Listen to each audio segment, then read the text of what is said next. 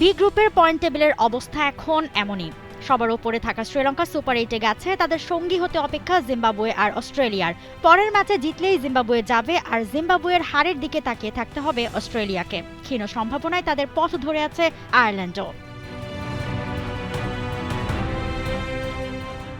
আয়ারল্যান্ডের সঙ্গে জিতে বিশ্বকাপ শুরু করা অস্ট্রেলিয়া অস্বাভাবিকভাবেই পরের দুই ম্যাচে ধাক্কা খায়। 170 রান চেস করতে গিয়ে জিম্বাবুয়ের কাছে 23 রানে হারে তারা। এই অঘটনের পর গেল রাতে শ্রীলঙ্কাকে 182 রানের টার্গেট দিয়েও প্রথম নিশাঙ্কার অপরাজিত সেঞ্চুরিতে তারা হারে 8 উইকেটে।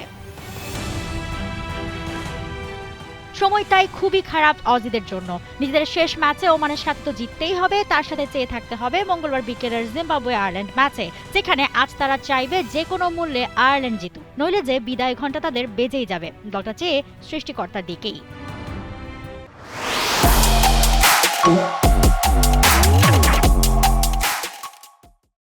সত্যি বলতে দলটা বেশ ভেঙে পড়েছে, সবাই ভীষণ হতাশ। আর হ্যাঁ, আমাদের ভাগ্য এখন সৃষ্টিকর্তার হাতে। ড্রেসিং রুমে এখন বেশ আবেগঘন পরিবেশ, আমরা নিজেদের সেরা খেলাটা খেলতে পারিনি।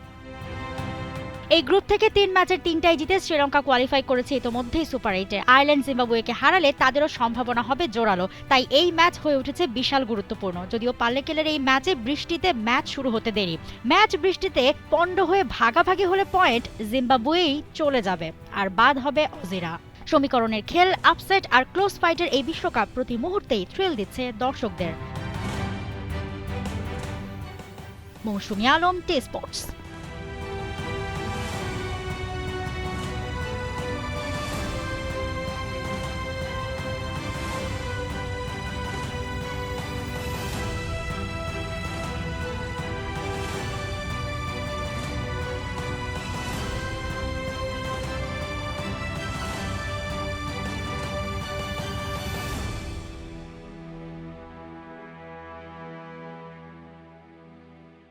For more updates, subscribe to our YouTube channel and click on the bell icon.